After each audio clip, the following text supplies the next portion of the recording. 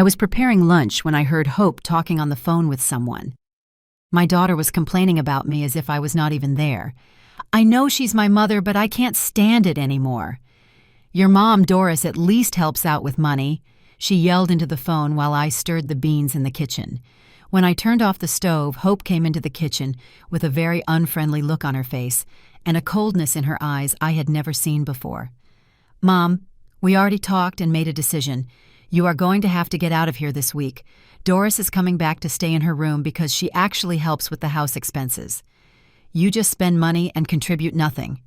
Her words hit me like a lightning bolt that came down from the sky. 30 years living in this house, raising my children, taking care of everything, and now I was just a heavy burden. I felt my heart break into tiny pieces, but I said absolutely nothing. Hope kept talking, becoming harder and colder with me. Mom, did you hear what I said? You have 1 week to get your things. Doris is coming back this weekend, and she will need her room all to herself. I turned around slowly, still holding the wooden spoon I was stirring with. Hope, honey, this is my house. Where do you want me to go? She huffed impatiently, as if it were a very stupid question. That's your problem. Find a boarding house, go to a relative's house, I don't know. I just know you can't stay here being a burden on our family anymore. David appeared at the kitchen door, nodding his head and completely supporting his wife. It's better this way, Grace. The house is small, and my mom really needs to come back here. I went up to my room with trembling legs and a broken heart. I sat on the bed where I had slept next to my late husband, Michael, for 25 whole years. The walls had photos of my children when they were little of the birthday parties I organized, with so much love of the day. Hope got married right here in this house. How could she throw me out like that, as if I were a piece of old furniture cluttering up the living room? I grabbed a small suitcase and started putting some clothes inside. My hands were shaking so much I could barely fold the blouses correctly. 1 week to leave my own home. I had nowhere to go. I did not have much money saved, and at 60, 8 years old, who was going to welcome me with open arms. But what they did not know was that I still kept some very important secrets that Michael had left me before he passed. During those first terrible days, I stayed in a cheap boarding house downtown while I looked for a permanent place to live. The room smelled like damp mold, and the mattress sank terribly in the middle, but it was the only thing I could afford with the few resources I had saved. I would stay awake until very late remembering when Hope was little and had awful nightmares. I would spend the entire night by her bed singing softly to her until she fell asleep, peaceful and calm. Where was that little girl who called me her little queen and said that when she grew up, she would take care of me forever and ever? What had happened to the love I was so sure existed between us? During that horrible and desperate week, I tried to call Hope several times in a row. When she answered, she was cold and very impatient with me. Mom, I already told you there's no turning back. You need to accept your new situation and stop bothering me. I called my oldest son, Charles, who lives in another city far away. He listened to everything in complete silence and then sighed heavily. Mom, I'd like to help, but Patricia doesn't want long-term visitors here at the house. You know how she is about those things. And even my own family had abandoned me when I needed them most in my life. I walked through the streets of the city where I was born, where I got married, where I raised my children, and I felt like a complete stranger, totally lost. It was on Friday when I ran into my neighbor Anthony at the bakery that I discovered something that changed everything completely and forever. Grace, what a surprise to see you here. How are things going at the house? I hesitated a great deal before answering. Oh, Anthony, I'm staying away from the house these days. He looked very confused and puzzled. That's strange because your daughter Hope told me yesterday that you had gone to spend some time with relatives and that they were going to take the opportunity to do some remodeling on the house. I even saw her marking things up with some contractors. My blood ran cold in that moment. Hope was spreading lies to all the neighbors, making up stories about remodeling and relatives, when in reality she just wanted to hide me from the community that had known me forever. If she was lying so shamelessly about this, what other things was she plotting behind my back without me knowing? In that exact moment, something inside me finally broke for good. It was not pain, it was not anger. It was a cold crystal clarity of someone who can finally see the whole truth. That night in my little room at the boarding house, I took out a small box that I always carried with me everywhere. Inside were some very important papers that Michael had given me many years ago. "Grace, if you ever need total independence, use this," he had told me with so much love. At the time, I did not really understand what he meant. Now I understood perfectly the care my husband had always taken with me. Michael was always a man who planned ahead, and he was still protecting me even after leaving this world. He had saved things I did not even know existed, documents that could change everything if I decided to use them correctly. The next day, very early, I got up, took a slow bath, put on my best dress, and left the boarding house carrying only a small bag. I had some very important things to do before that week ended. First, I went to the bank where Michael had a special account that I barely knew about. The manager received me with all the politeness in the world, and after reviewing my papers and a special key Michael had left me, she took me to a private office for important clients. What I saw on the computer screen left me completely speechless and breathless. Michael had been saving money in that account for over 20 whole years without me knowing a single thing. There were more than $200,000 saved in addition to some investments that had grown very well over all these years. "Grace, your husband left very clear instructions when he opened this account. This money was for you to use only if you needed protection or total independence from the family," the manager explained to me with great delicacy. I smiled for the first time in weeks. My Michael was always a man who planned ahead and continued to protect me even after he had departed from this world. I left the bank and went straight to the county recorder's office. I had some very important documents to verify with great urgency. For the next 2 weeks, I did everything in complete silence and with extreme care. I hired a discreet and very experienced lawyer, organized all the important papers for the house, and planned every move with the precision of a skilled surgeon. Hope kept calling from time to time, always with that cold, distant tone that hurt me so much. "You're used to the boarding house now, right, Mom? It's better this way.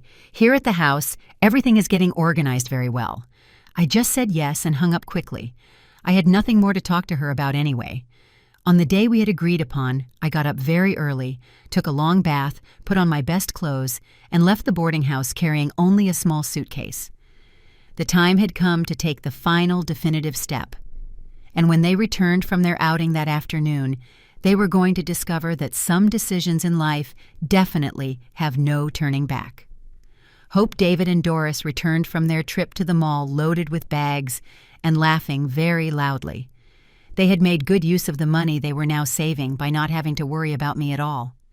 Doris was radiant, all dressed up, finally settled in the room she had wanted for so long. But when they reached the street where the house was, they saw something that left them in complete shock. There was a huge "Sold" sign nailed to the front gate and a moving truck parked right at the curb. Hope dropped all her bags on the ground and ran desperately to the door, trying to open it with her key, but the lock had been completely changed to a new one.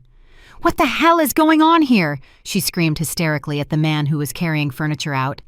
"The owner, Grace, sold the house, ma'am. Today was the last day to get her personal things out."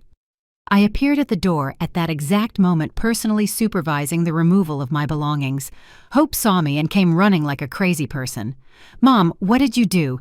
Have you gone completely insane?" I looked at her with total and absolute calm. "I did exactly what you wanted, Hope. I got out of your life forever." I showed her all the documents that proved the house had always been mine, registered only in my name since we bought it. Your father was very smart. He knew that one day I might need protection from my own family. David tried to argue, completely desperate. "But Grace, where are we going to live? Our whole life is in there."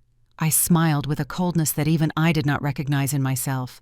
"That's a question you should have asked yourselves before you threw me out onto the street like an abandoned dog." David tried to argue, his voice trembling with total desperation. "But Grace, where are the three of us going to live now? Our entire life is in here. And my mom, she left everything in her life to come live here." I smiled with a coldness I no longer recognized in myself. "That important question is one you should have asked yourselves before you threw me out onto the street like an abandoned dog. Let Doris figure it out on her own, exactly like you told me to figure it out on my own. I got into the car I had called, carrying only a small suitcase and my usual purse. Hope ran after the car like a desperate person, screaming, begging, and sobbing loudly, but I did not even look back once. The neighbors had all come out to see the commotion and were whispering among themselves, very impressed. Anthony waved at me from his window with a big smile of approval on his face. I had bought a small but very comfortable apartment in another city, already furnished and completely ready for me to live peacefully. All the money from the sale of the house was secured and well, invested in the bank along with the special inheritance that my Michael had left me with so much love. For the first time in many, many months, I felt completely free, breathing deeply, and looking at the road ahead of me. They wanted me to disappear from their lives forever. So that is exactly what I did. In these first few days of my new life, I have discovered a peace I had not known for many, many years. I no longer have to walk on eggshells in my own home. I no longer have to listen to complaints about my presence. I am no longer a burden to anyone. My apartment is small, but it is completely mine. Every piece of furniture, every plate, every decision is mine alone. When I want to watch TV, I watch whatever I feel like. When I want to cook, I prepare exactly what I am in the mood to eat. In the afternoons, I go for a walk in the nearby park, and I chat with ladies who, like me, learned that family is not always what you expect it to be. Last night the phone rang many times in a row. It was Hope, but I have nothing left to talk to her about. I let it ring until it got tired, and then I poured myself a calming chamomile tea. Tomorrow, I am going to start painting classes at the community center that is nearby. The lady who helped me sign up said there are many women my age who are discovering new talents after 60. I am very excited about the idea of learning something completely new, something that is just for me without having to worry about what anyone else thinks or says. Tonight, before falling asleep, I looked out the window at the stars shining over my new city. Michael, if you are watching me from heaven, thank you for taking care of me, even after you left. Thank you for teaching me that it is never too late to choose our own dignity. Hope thought she was punishing me by kicking me out of the house. What she did not know was that she was giving me the freedom I had not dared to take for myself. Sometimes the best blessings come disguised as the most painful betrayals. 3 weeks have passed since I moved into my new apartment, and every morning I wake up without the knot in my stomach that had been with me for the last few years. But the nights are different. In the stillness of my new home, the memories come like waves I cannot stop. Last night, while organizing my few belongings, I found a box of photographs I had managed to get out of the house before selling it. There was Hope at 5 years old with her messy pigtails and that smile that lit up the whole house when she saw me arrive from work. Back then, I worked double shifts at the textile factory to support my 2 children after Michael had that accident at the construction site, which left him unable to work for almost 2 whole years. I would leave the house at 5 in the morning and return after 8 at night completely exhausted, but always with enough energy to check my kids' homework, to prepare them something hot for dinner, to listen to everything that had happened in their day. Hope always waited up for me in the living room, even if it was very late. "Mommy, you're home? I saved you a drawing I made in school," she would say, running into my tired arms. Those hugs gave me the strength to get up the next day and do it all over again. I look at that photograph now and wonder when exactly my little girl turned into that cold woman who threw me out of the house as if I were an annoying stranger. Was it when she married David and he started filling her head with ideas about what a modern family should be? Was it when they had their own children and decided there was no longer room for Grandma in their perfect lives? Or maybe it was more gradual, so slow that I did not notice until it was already too late to do anything about it. I remember perfectly the day Hope came home after her honeymoon, radiant and full of plans for the future. Mommy, David, and I were thinking it would be best if we stayed here for a while until we save up money for our own house, she told me with that smile I knew so well. Of course I said yes. She was my daughter. She had just gotten married, and I had plenty of space in the house since Charles had moved to Ohio with his family. Of course, honey. This is your house too for as long as you need, I replied with all the love in the world, David seemed like a good guy back then. Hardworking, respectful, always calling me Grace with great politeness. The first few months were really nice. We had dinner together every night. We talked about their jobs, about their dreams of having a big, happy family. I helped them with the house expenses, of course, but they never saw it as an obligation. It was natural for all of us to contribute according to our means. Hope still hugged me when I got home from work. She still asked me how my day had been. She still called me, my dear mommy, when she needed something. But little by little, so slowly, I almost did not notice things began to change in very subtle ways. First, it was David who started making comments about how outdated some family traditions were. "Grace, you don't need to get up so early to make breakfast for everyone anymore. We can manage on our own," he would tell me with a smile that did not quite reach his eyes. Then it was the small decisions about the house. "Mommy, David and I think it would be better to change the living room furniture. The ones we have look very old." Hope would inform me. She no longer asked for my opinion. She simply told me what they had decided between themselves. The most painful change came when the grandchildren were born. Hope first had Lucy, a beautiful baby girl, who became the light of my eyes from the very first moment.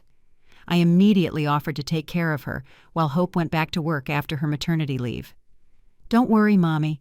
We're going to hire a professional to take care of the baby.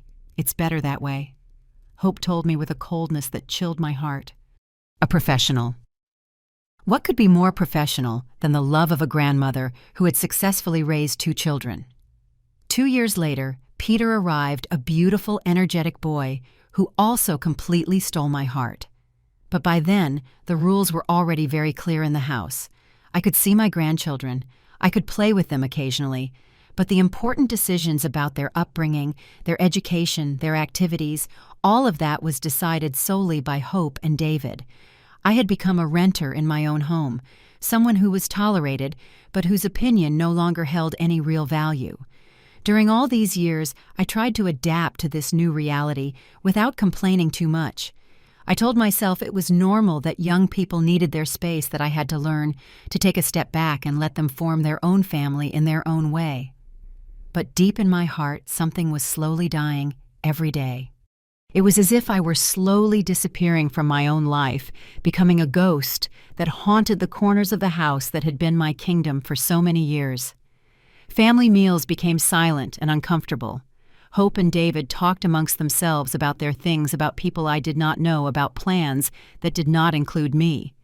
The children ate quickly and went off to play, already used to Grandma being just part of the scenery, like another piece of furniture that had always been there. I tried to start conversations to ask about their days, to share some interesting story, but their answers became shorter and more disinterested. Weekends were especially difficult. Hope and David would go out with the children to visit his parents, to family parties where I was clearly not welcome. "Mommy, we're going to eat at David's parents' house. It's an intimate thing, just the close family," Hope would tell me as she fixed herself in the mirror. I would stay home alone, watching TV or reading an old magazine, trying not to think about how lonely I felt in the midst of what was supposed to be my own family. One Sunday afternoon, while they were out on one of their family outings, I decided to deep clean the house to have something to do. In the closet of what had been my room, but was now the kids' room, I found a box full of letters and cards I had saved for years. They were all the notes Hope wrote to me when she was little. "For the best mom in the world. Thank you for taking care of me when I was sick. I love you so much, Mommy." There were dozens of these little tokens of love, each written in her childish handwriting and decorated with drawings of hearts and flowers. I sat on the closet floor and cried for the first time in many years. Where had that little girl who loved me so much gone? At what point had I stopped being important to her? I read every letter. I remembered every occasion she had given them to me. Mother's Day when she was 8 and made me a terrible but love-filled breakfast. My birthday when she was 12 and sang me a song she had learned especially for me. Her high school graduation when she thanked me for all the sacrifices I had made to give her a good education. That same night when they returned from their family outing, I tried to approach Hope to talk. "Honey, could we talk for a moment? I feel like it's been a long time since we really talked," I said, with all the sweetness I could gather. She looked at me with that annoyed expression I had come to know so well. "Mommy, I'm very tired. The kids were very naughty today, and I have to get their clothes ready for tomorrow. Can it be another day?" Of course, that other day never came. There was always something more important to do. There was always a reason to postpone any real conversation between us. David, for his part, had become increasingly direct in his coldness toward me. He no longer bothered to feign politeness or respect. "Grace, could you not use the washing machine in the morning? The noise wakes up the kids," he would tell me without even looking at me. "Oh, Grace, we need you to not cook in the afternoons because Hope wants the kids to get used to her cooking only." Every request was really a disguised order. Every suggestion was a way of making me feel like an intruder in my own home. The final straw came 3 months ago at a family dinner where I finally understood what my real place was in this new dynamic. Peter had made a drawing at school about his family. With all the innocence of his 5 years, he showed it to me proudly. "Look, Grandma, I drew my family."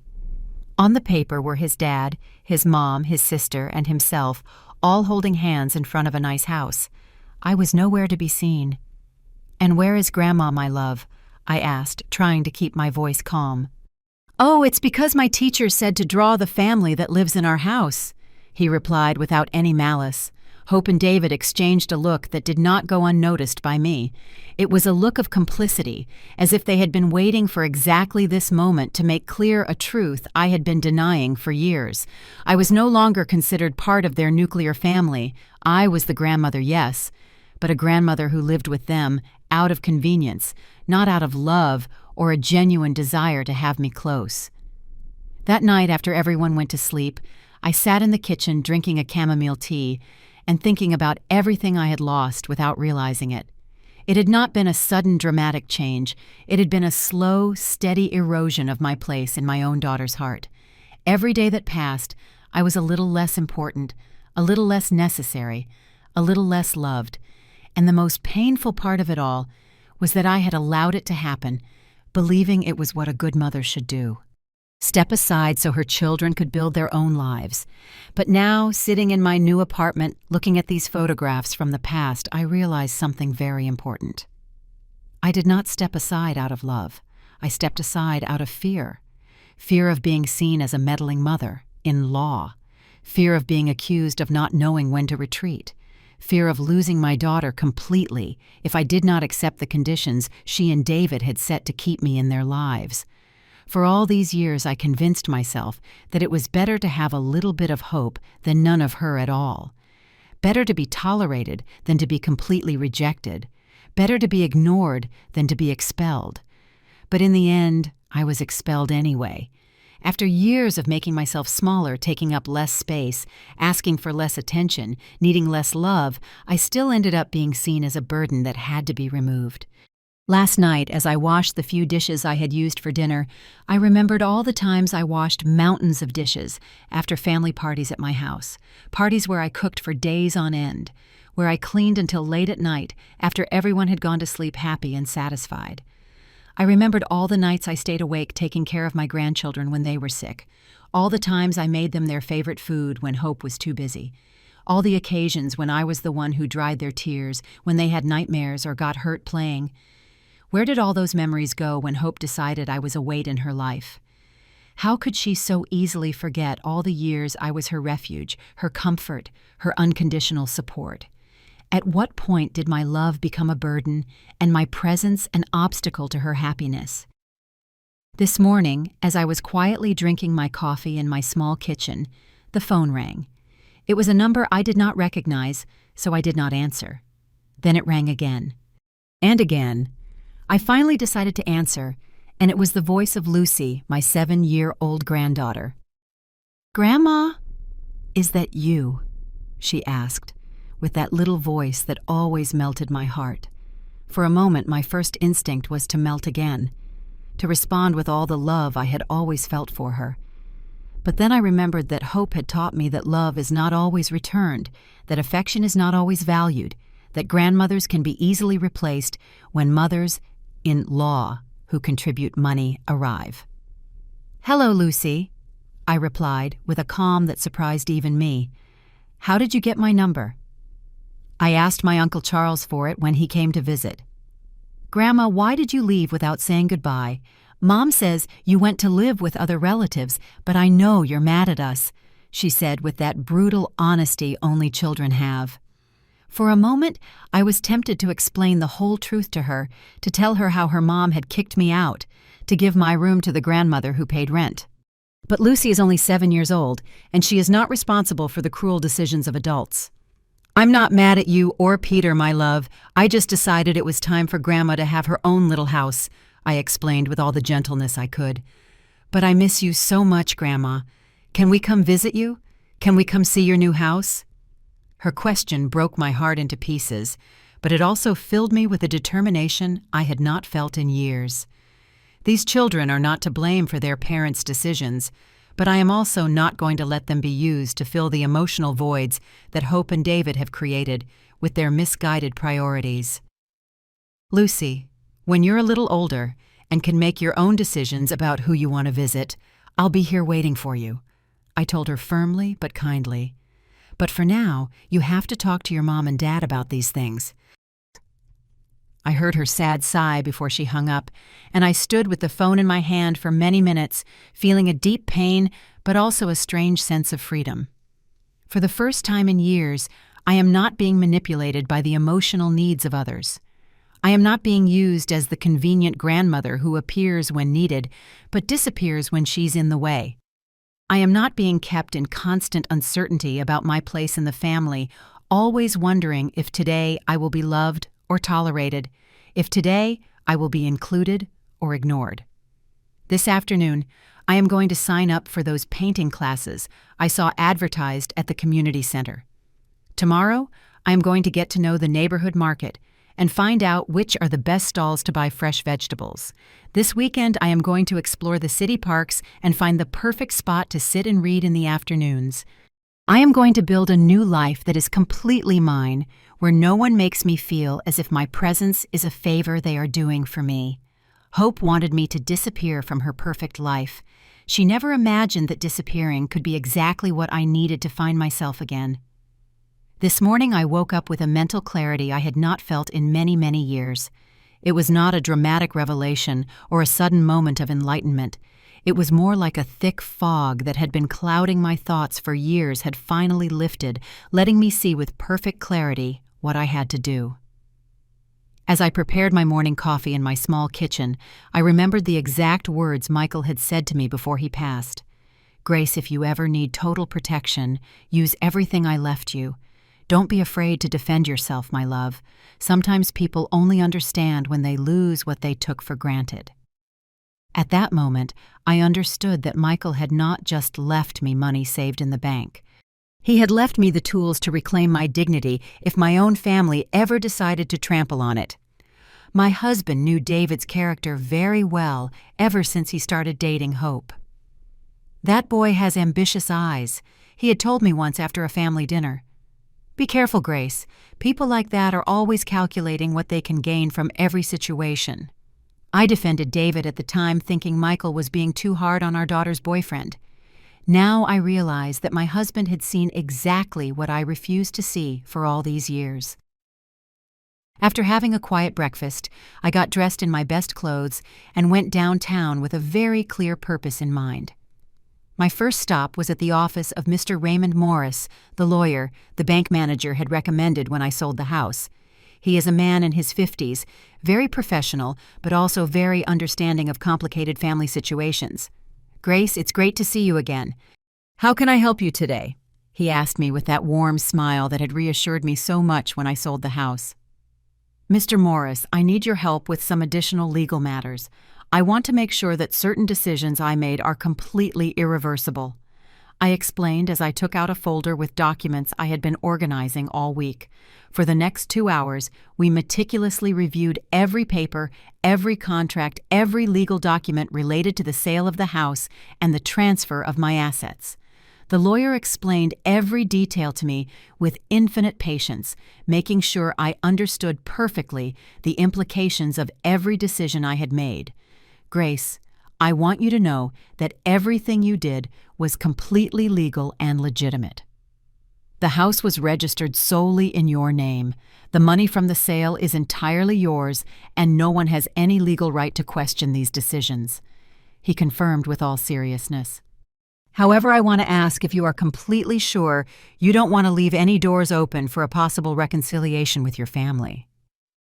His question made me reflect for a moment, but my answer came out with a firmness that surprised me. "Mr. Morris, after years of being treated like a burden in my own home, I am absolutely sure that I do not want to emotionally depend on people who see me as a burden ever again." After the meeting with the lawyer, I walked through the downtown streets, feeling a huge weight lifting off my shoulders. For the first time in many, many years, I had total control over my own life. I did not have to ask permission to use my own kitchen. I did not have to walk quietly so as not to bother anyone. I did not have to hide my feelings to keep the peace in a house where my presence was barely tolerated. It was a strange and wonderful feeling at the same time. The complete freedom to be myself, without having to consider the opinions or comfort of people who had stopped valuing me long ago. My next stop was the bank, where I had an appointment scheduled with the manager to review my investments and plan my financial future. "Grace, your finances are in excellent shape," she informed me as she reviewed the numbers on her computer. "The money from the sale of the house combined with the savings your husband accumulated for years provides you with very solid economic stability for the rest of your life." It was incredible to think that Michael, working in construction for so many years, had managed to save so much money without me noticing. "Your husband was a man who always planned ahead," the manager continued. "He left very specific instructions on how to handle these funds in case you needed total independence." I left the bank feeling a security I had not experienced since Michael's death. I no longer depended on the goodwill of my daughter and her husband to have a roof over my head. I no longer had to accept humiliations to maintain my place in a family that had turned me into a second-class citizen. I no longer had to smile and nod when they treated me as if I were a senile old woman with no valid opinions. For the first time in years, I was completely in charge of my own destiny. That afternoon, as I was organizing my new routines in my apartment, the phone rang. It was Hope, and for the first time in weeks, I decided to answer. "Mom, you finally answered. I've been trying to talk to you for days," she said with that voice that tried to sound worried, but which I knew all too well. It was the same voice she used when she wanted something from me, but tried to make me feel guilty for not giving it to her immediately. "Hello, Hope. What do you need?" I replied with a calm that clearly took her by surprise. "Mom? What do you mean, what do I need? I'm your daughter. Can't I just call to see how you are?" She responded with that feigned indignation she had perfected over the years. "Of course you can call, honey. I just wanted to know if there was something specific you needed, because your tone sounds very urgent," I explained with the same calm. There was a long silence on the other end of the line before she finally said what she really wanted to say. "Mom, David and I have been thinking, and we think that maybe we acted a little hastily when we asked you to leave the house." There it was, the emotional manipulation disguised as regret. "Oh, really? And what led you to that conclusion?" I asked with genuine curiosity. "Well, it's just that Doris turned out to be very different from what we expected. She's very demanding, always complaining about something, and the kids haven't adapted well to having her here. Besides, David lost his job last week and things are very tight financially," she explained in a voice that tried to sound vulnerable but which sounded completely calculating to me. "What a shame that things didn't turn out as you expected," I replied, without showing any particular emotion. "Mom, don't you understand what I'm telling you? We need you back. The children ask about you every day. The house isn't the same without you, and we realize we made a huge mistake." She continued with what was clearly a carefully prepared speech. For a moment, my mother's heart wanted to believe that they had finally understood the value of what they had lost. I wanted to believe that they truly missed me for who I was, not just for what I could do for them. But then I remembered the exact words Hope had said to me when she kicked me out. "You just spend money and contribute nothing." I remembered the coldness in her eyes when she told me there was no turning back. I remembered years of being treated like a stranger in my own home. "Hope, I'm very glad to know that you finally value what you had. I said with a sweetness I did not feel. But I have already made very important decisions about my future, and I am very happy with my new life. How can you be happy living alone in a small apartment when you could be here with your family? She asked, with that voice that clearly could not understand how someone could prefer solitude to the company of family who had treated her so badly. Hope my apartment may be small, but it is completely mine. Here nobody tells me when I can use the kitchen, when I can watch TV, or when my presence is convenient or inconvenient.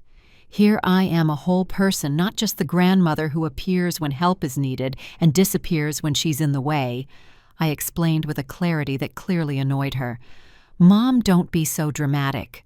We never treated you the way you say we did, she replied, with that indignation she always used when someone pointed out behaviors she did not want to acknowledge. Hope, do you remember exactly what you said to me when you kicked me out of the house? I asked her directly. There was another long silence before she answered. We were going through a very stressful situation. David had been under a lot of pressure at work. Doris was pressuring us to take her in. The expenses were very high. It was nothing personal against you. It was nothing personal to tell me that I only spent money and contributed nothing. It was nothing personal to kick me out to give my room to someone who did pay rent. It was nothing personal to lie to the neighbors about where I was, so you wouldn't have to admit you had thrown out your own mother, I asked with a firmness I had never used with her before. Mom, I already apologized. What more do you want me to do? Are you going to punish us forever for a mistake we've already acknowledged? She replied with that victim voice she had learned to use so well over the years. Hope I'm not punishing anyone. I am simply living my life according to the lessons you taught me. You taught me that I am a burden, so I decided not to be a burden to anyone ever again. You taught me that my contribution was not valued, so I decided to contribute only to my own happiness. You taught me that my place in the family was conditional, so I decided to create my own family of people who value me unconditionally. The silence that followed was so long I thought she had hung up. Finally, I heard her voice, but she was no longer trying to sound sweet or repentant.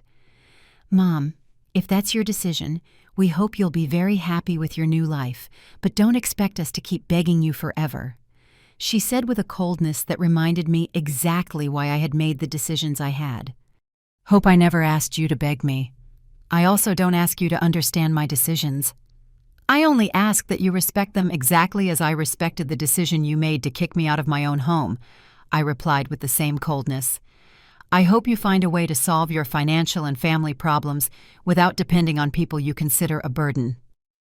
After hanging up, I sat in my small living room processing the whole conversation. I realized that Hope had confirmed exactly what I suspected. They did not need me. They needed what I could do for them. They did not miss my company. They missed my financial contribution. They did not value my love. They valued my utility. It was a painful but necessary confirmation that I had made the right decisions. That night, as I prepared a simple but delicious dinner just for myself, I reflected on all the changes that had happened in my life over the past few weeks. For the first time in years, I was not cooking for people who ate without gratitude. I was not cleaning up messes that others had made without consideration. I was not living according to schedules and rules set by people who saw me as a necessary inconvenience. The next day I got up early and went to the community center to finally sign up for the painting classes I had been putting off. The receptionist, a very kind lady named Rose, gave me all the information I needed. Grace, you're going to see that these classes are wonderful. We have many ladies your age who have discovered artistic talents they never knew they had, she told me with great enthusiasm. Besides, the group that forms here is like a small family. Everyone supports and takes care of each other. The word family no longer caused me the painful nostalgia I had felt for so many years. Now I understood that true family is not defined by blood or surnames, but by mutual respect, genuine affection, and consideration for others' feelings. If these ladies at the community center could offer me more understanding and support than my own daughter, then they would be my chosen family. Over the next week, I established completely new routines for my life. I woke up when I wanted, ate whatever I felt like for breakfast, went for walks in the city parks without having to explain to anyone where I was going or when I would be back. In the afternoons, I read books I had wanted to read for years but never had time to enjoy because there was always someone who needed something from me. The phone rang occasionally. Sometimes it was Hope trying different strategies to convince me to come back. First she tried guilt. "Mom, the kids cry for you every night." Then she tried pity. "Mom, David is very depressed since he lost his job." Then she tried emotional blackmail. "Mom, if you don't come back, the kids are going to grow up thinking their grandmother doesn't love them." Each call confirmed more and more that I had made the right decision. Hope continued to see our relationship as a transaction where she set the terms, and I had to accept them to maintain my place in her life. She had not understood that a truly loving relationship requires mutual respect, not just mutual need. 3 weeks after Hope's first call, I received an unexpected visit. It was Charles, my eldest son, who had traveled from Ohio specifically to talk to me. When I opened the door and saw him standing there with his serious, worried face, I felt a pang of hope that maybe he had understood what really happened. "Mom, we need to talk," he said as he entered my small apartment and looked around with an expression I could not quite decipher. "Of course, honey. Do you want some coffee?" I offered with the hospitality that had always been part of my nature. As I prepared coffee for both of us, he sat in my small living room and remained silent, clearly organizing his thoughts. "Mom, Hope told me everything that happened," he finally began. "She told me there was a misunderstanding, that you had an argument, and that you decided to leave the house because you felt offended." I immediately realized that Hope had given him her edited version of events, a version where she was the misunderstood victim, and I was the dramatic mother who had overreacted to a normal situation. "Charles, did she tell you exactly what she said to me when she kicked me out of the house?" I asked him directly. He looked uncomfortable, clearly not expecting me to be so direct. "She said there were harsh words on both sides, that tempers were high, and that maybe things got out of control." He replied with that diplomacy he had always used to avoid family confrontations. I then told him, word for word, exactly what had happened. I explained about Doris arriving to take over my room because she paid rent. I told him about the years of being treated like a maid in my own home. I described the gradual coldness that had grown to the point where my presence was barely tolerated. Charles listened to me in silence, and I could see in his face that he was finally understanding the magnitude of what had really occurred. "Mom, I didn't know things had gotten that far," he said finally, with a very soft voice. "Hope had always told me you were very comfortable living with them, that it was an arrangement that worked well for everyone.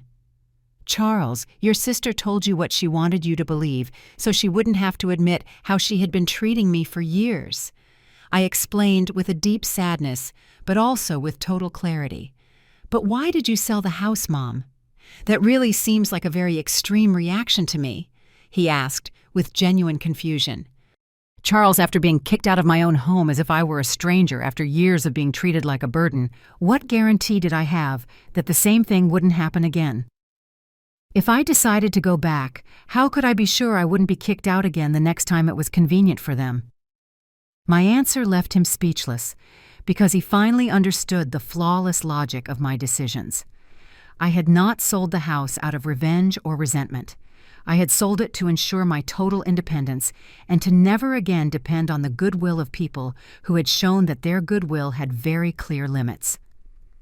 Charles sat in silence for long minutes after hearing the whole truth about what had really happened between Hope and me. I could see in his face how he processed every detail, how the pieces of the puzzle finally fit together to form a completely different picture from the one his sister had painted for him. "Mom, I really didn't know any of this," he finally said, his voice broken with guilt. "If I had known how they were treating you, I would have intervened immediately." "Charles, honey, you have your own family to take care of in Ohio. It wasn't your responsibility to monitor how your sister treated me in my own home," I replied with all the understanding in the world. Besides, Hope became very skilled at showing one face when there were visitors, and a very different one when we were alone. Charles nodded sadly, acknowledging the truth in my words. For all these years when he came to visit Hope, always made sure everything seemed harmonious and happy. The tensions, the humiliations, the subtle slights. All of that was carefully hidden during family visits. But Mom, don't you think selling the house was too drastic? Maybe you could have talked. You could have reached a different agreement.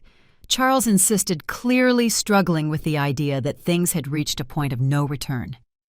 Charles, for years I tried to talk to your sister. I tried to express my feelings, my needs, my desires, to continue being an important part of the family. Every time I tried, I was ignored, minimized, or directly dismissed. I explained with infinite patience. Your sister had made it very clear to me that I was a weight in her life, that my presence was an inconvenience they had to tolerate out of family obligation. When someone tells you that with such clarity, the only dignified thing you can do is believe them and act accordingly. I continued as I poured more coffee for both of us. Selling the house was not revenge. It was liberation. It was the only way to ensure I would never again depend on the goodwill of people who had proven that their goodwill had very specific limits. Charles leaned back in his chair, visibly overwhelmed by everything he was hearing. Mom, Hope is desperate. She called me crying, telling me you don't answer her calls, that you want nothing to do with the family, that the grandchildren ask about their grandmother every day. Charles, I have not closed the door to a relationship with my grandchildren, but I am not going to allow them to be used as emotional tools to manipulate me into returning to a situation where I was not respected, I clarified firmly. When Lucy and Peter are old enough to understand the decisions of adults, when they can form their own opinions about family relationships, I will be here for them, but I will not participate in this game where I am the convenient grandmother when help is needed, and the bothersome grandmother when nothing is needed, I added, with a determination that clearly surprised my son. At that moment, the phone rang. Charles and I looked at each other, and we both knew who it was before I even answered. Mom, is Charles there with you? Hope asked without even saying hello. Yes, he's here, I replied simply. Can you put him on? I need to talk to him urgently, she asked with that voice I knew so well when she wanted something specific. I handed the phone to Charles, who answered cautiously. Hello, Hope. From where I was sitting, I could perfectly hear my daughter's desperate voice on the other end of the line. Charles, you have to help me convince Mom to come back. Things here are terrible. David is still out of work. Doris is a living hell who complains about everything constantly. The kids are confused and sad, and I can't handle all of this alone. Charles looked at me as he listened to his sister, and I could see in his eyes that he finally understood the situation completely. Hope, did you tell Mom she was a burden and that she had to leave so Doris could have her room? He asked her directly. There was a long silence before Hope answered. Charles, things were very tense. There was a lot of financial pressure. Doris was pressuring us. It wasn't as simple as it sounds. Hope, yes or no? Did you tell Mom she was a burden? Charles insisted with a firmness I hadn't heard from him since he was a teenager. Well, yes, but I was very stressed. I didn't mean it. It was in a moment of high tension. Hope stammered clearly, realizing her excuses weren't going to work on her brother as they had before. Hope, Mom just told me the real story of what happened, not just that day, but for years. Do you know she told me you treated her like a maid in her own house? Charles continued, his voice growing firmer. Do you know she told me that for years you made decisions about her house without consulting her, that you ignored her at family dinners, that you excluded her from family activities? Charles, those are exaggerations. Mom has always been very dramatic, you know that. She interprets things in a very extreme way. Hope replied with that tactic she had always used, discrediting others' feelings by calling them dramatic or exaggerated. But this time, it didn't work. Hope, I've known Mom for 40 years. In my entire life, I have never seen her be dramatic or exaggerate about anything. If she says you treated her badly, it's because you treated her badly, Charles told her with total conviction. And frankly, after hearing the whole story, it seems to me that Mom made the right decisions to protect her dignity. The silence that followed was so long we thought Hope had hung up. Finally, we heard her voice, but it no longer sounded desperate or manipulative. It sounded defeated. "Charles, what am I supposed to do now? David can't find a job. Doris is impossible to live with. I don't have money to rent another place, and the kids really miss their grandmother." "Hope those are problems that you and David created when you decided to kick Mom out to please Doris. They are problems that you two are going to have to solve without using Mom as the convenient solution," Charles replied with a harshness that pleasantly surprised me. "Mom is not responsible for fixing the mess you two made of your lives." "But Charles, she's our mother. Family is supposed to support each other in difficult times." Hope appealed using the family values she herself had trampled on when she kicked me out of the house. "You're right, Hope. Family is supposed to support each other. But you decided Mom wasn't family when you kicked her out.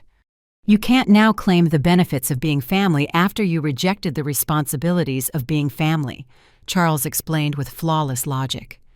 After Charles hung up, we sat in silence for a long time. Finally, he looked at me with an expression of deep sadness mixed with pride. "Mom, I am so sorry I wasn't here to protect you from all of this. I'm sorry I believed Hope's version without questioning it, and above all, I'm sorry you had to go through all of this alone." "Charles, honey, you have nothing to apologize for. You have always been a good son. You've kept in touch. You've come to visit me when you could.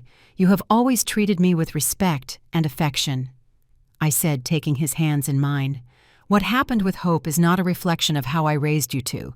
Sometimes people change. Sometimes outside influences lead them down paths one never expected. Mom, I want you to know that Patricia and I would be delighted to have you in Ohio if you ever want to move closer to us. We have a guest cottage in the backyard that we could fix up especially for you," he offered with genuine sincerity. His offer touched me deeply, but it also made me smile. "Charles, I appreciate the offer so much, and it gives me enormous peace to know I have that option if I ever need it. But for the first time in years, I am building a life that is completely mine. I am discovering who I am when I don't have to be the convenient mother, the useful grandmother, or the accommodating mother. In law," I explained, looking out the window of my small apartment. "I'm learning to paint watercolors. I've made new friends at the community center. I walk in the parks every afternoon. I read the books I always wanted to read. For the first time in decades, my time is completely mine. My decisions are completely mine. My peace is completely mine." I continued with a smile that came from the bottom of my heart. Charles nodded with understanding. "Mom, I see you more peaceful and happier than I've seen you in years. It's like you've reclaimed a part of yourself that you had lost." "Exactly, honey. I had lost my own identity, trying to be what others needed me to be. Now, I am rediscovering who Grace is when she doesn't have to meet anyone else's expectations." That afternoon, after Charles left to return to Ohio, I received another call. This time it was David, which surprised me, because in all the years he had lived in my house, he had never initiated a phone conversation with me. "Grace, I need to talk to you," he said in a voice that was trying to sound humble, but I could tell it was taking a lot of effort. "Go ahead, David," I replied politely but without warmth. "Grace, I know things got out of control. I know we said things that hurt you, and we want to fix things. Hope has been in a very bad way since you left, and I realize we made some very big mistakes," he told me in what was clearly a prepared speech. "David, I'm glad to know you finally realize you made mistakes. That is the first step to growing as people," I replied without committing to anything. "Grace, would there be any way we could talk in person? Maybe if we all sat down together we could find a solution that works for everyone," he proposed in that voice that tried to sound reasonable. David, a solution that worked for everyone would have been to treat me with respect and consideration from the beginning. A solution that worked for everyone would have been to value my contribution to the family instead of seeing me as a burden. A solution that worked for everyone would have been to include me in the decisions that affected my own home instead of treating me like an unwanted tenant, I explained with a calm he clearly did not expect. "But Grace, we did value you. Maybe we didn't express it well. Maybe we weren't clear enough about it, but you were always important to us." He tried to argue with a logic that fell apart in the face of the facts. David, actions speak louder than words, and your actions for years told me very clearly what my place was in your family. Grace Doris is gone. She didn't even last 2 months here. She complained constantly. She criticized everything we did. She demanded constant attention. The kids hated her. Hope was on the verge of a nervous breakdown. And I realized what we had lost when we kicked you out, he confessed with an honesty that surprised me. How interesting, David. So Doris turned out to be exactly the kind of person you thought I was, I asked with a soft but sharp irony. No, Grace, that's not. I mean, you were never like that. You were always. He stammered clearly, realizing the logical trap he had fallen into. David, let me explain something very important to you. I was never a burden in that house. I contributed financially more than you knew. I contributed with domestic work more than you acknowledged, and I contributed with love and care more than you valued. The difference between Doris and me is not that she is more difficult.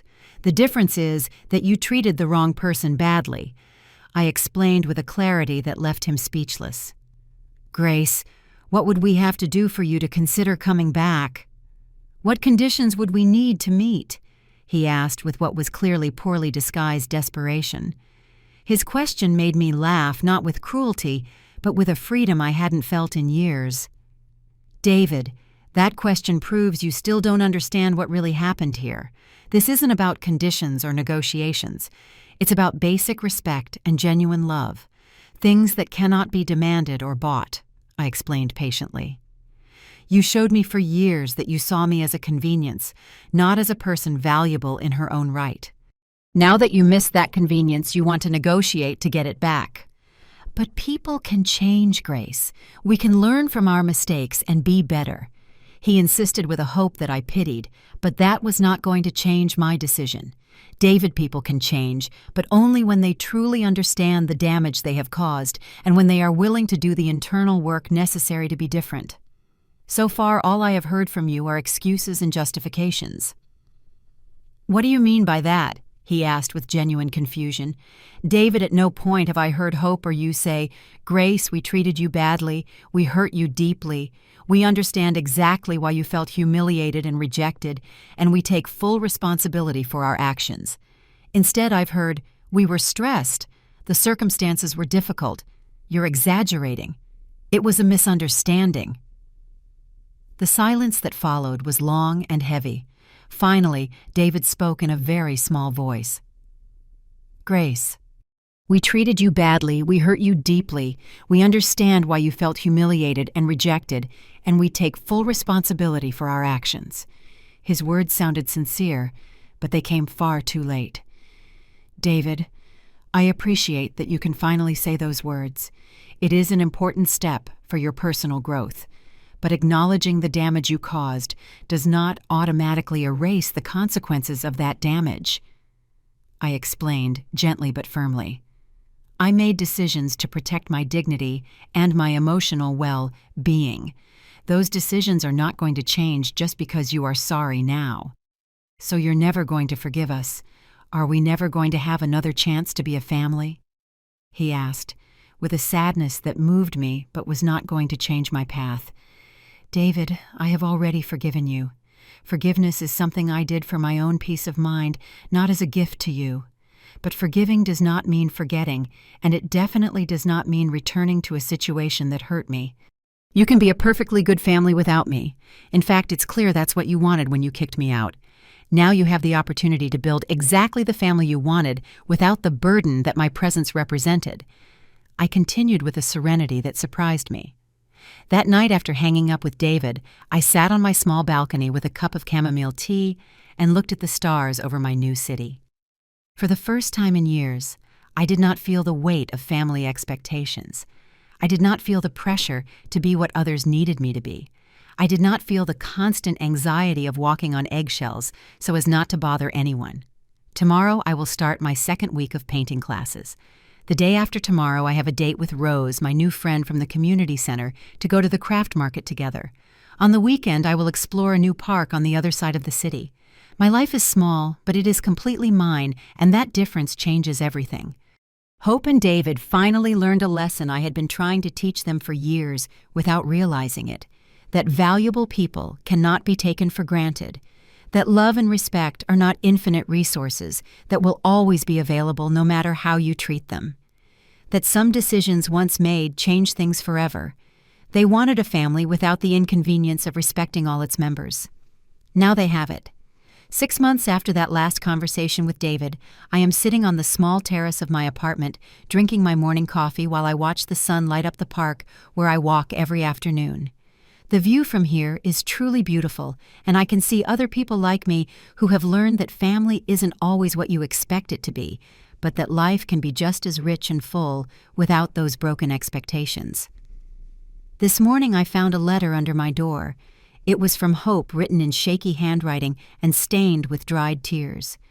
It was full of desperate apologies and pleas for me to reconsider my decision. She told me that David had finally found a job, but the salary was much lower than his previous one. That they had to move to a smaller apartment because they could no longer afford the rent on a large house. That Doris had gone back to her sister's house after causing problems in every family that had taken her in. I read the entire letter carefully, folded it neatly, and put it in a special box where I collect things that no longer have any real importance in my new life.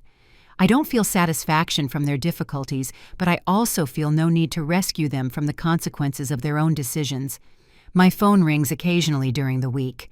Sometimes it's Hope, sometimes it's David, and one time it was even Doris asking if I would be willing to mediate between her and David so they would take her back. I listen to the phone ring until it stops completely, and then I calmly return to my daily activities. I have learned that not all calls deserve to be answered, especially when they come from people who only remember you when they need something.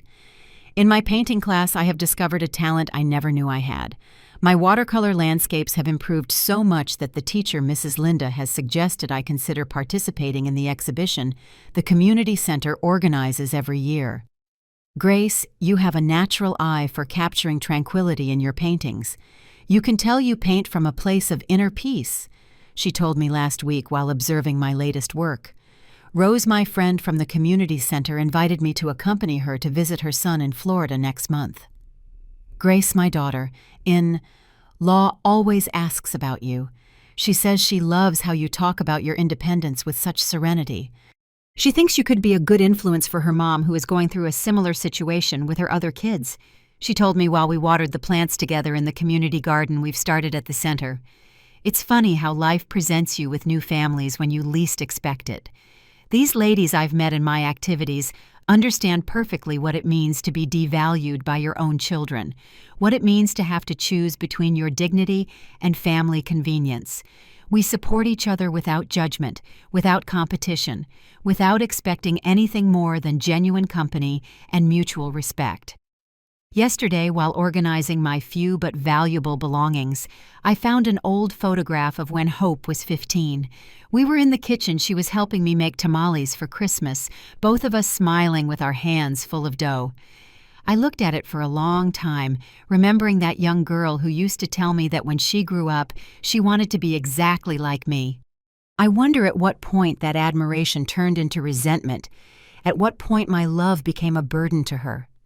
I put the photograph in my personal album, not in the box of unimportant things, because even though Hope chose a path that separated us forever, that girl in the picture did love me genuinely. And I choose to remember that love without letting it force me to accept the lack of love that came later. This afternoon, as I was walking through my favorite park, I ran into Anthony, my old neighbor. "Grace, how wonderful to see you here. You look very well, very peaceful." He greeted me with that warm smile I had always appreciated. I told him briefly about my new life, about my painting classes, about the friendships I've formed. "I'm so glad to know you're doing so well, Grace. To be honest, after seeing all the drama that happened when you sold the house, I thought you would be very sad. But you look happier than ever." Anthony, sometimes the most difficult decisions are the ones that bring us the most peace, I replied as we sat on a bench under the shade of a large tree. "And how are things back in the old neighborhood?"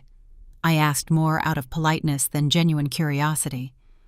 "Oh, Grace, what can I tell you? The family that bought your house is very nice, but I heard through the grapevine that Hope and David had to move to a much smaller place. The kids look sad when I see them on the street." His words caused me a pang of pain, not for Hope or David, but for Lucy and Peter. They are the innocent victims of their parents' selfish decisions. But I also understand that my responsibility is not to rescue my grandchildren from the consequences of their parents' choices. My responsibility was to take care of my own dignity and well-being, and that is exactly what I did. The children will adapt Anthony. They are strong and have parents who, although they made terrible mistakes with me, love them very much. They will learn important lessons about how to treat the people you love, I said with a serene conviction. And when they are older, if they want to find me, I will be here. But it will be their decision, not an obligation imposed by adults who did not know how to value what they had.